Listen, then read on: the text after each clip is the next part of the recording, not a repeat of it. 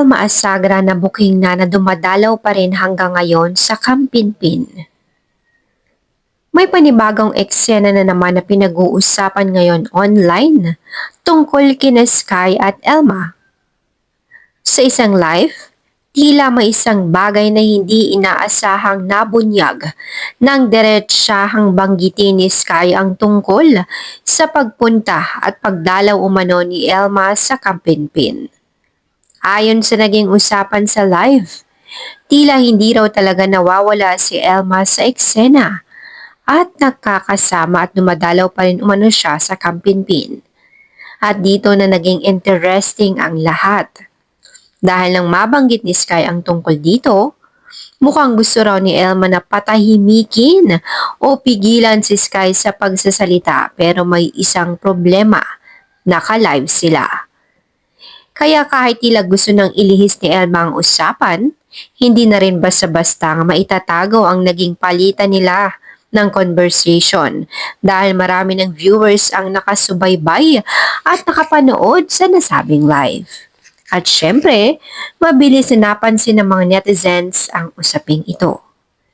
Marami tuloy ang napaisip. Bakit parang ayaw ni Elma na mabanggit yun? May dapat ba talagang malaman ng mga viewers at supporters? At higit sa lahat, ano ba talaga ang koneksyon pa ni Elma hanggang ngayon sa Kampinpin at totoo nga kaya na dumadalaw pa rin siya hanggang ngayon?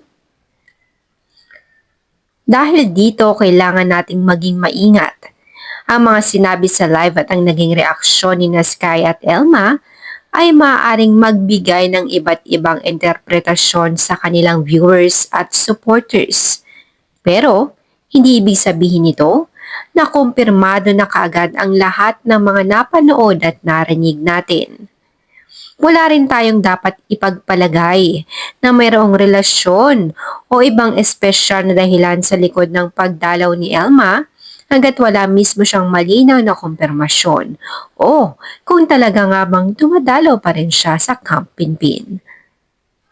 Ang tanging malinaw ay naging kapansin-pansin ang naging interaction nila sa live, lalo na nang banggitin ni Sky ang tungkol sa pagpunta umano ni Elma sa Kampinpin.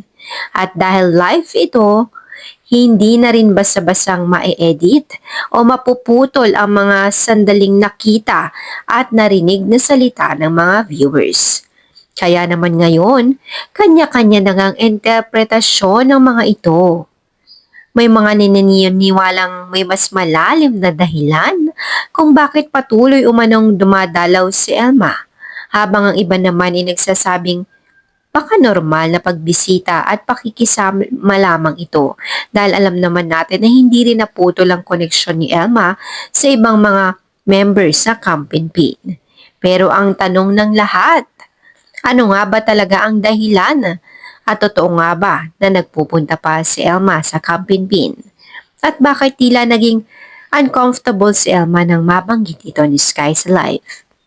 Hanggang wala pang direktang paliwanag mula mismo kay Elma, mananatiling haka-haka lamang ang lahat ng mga interpretasyon.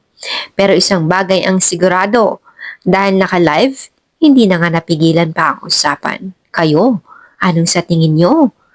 Siyempre, palagi nating naisip na hindi nagsisinungaling ang bata. Kayo rin ba? Comment down below.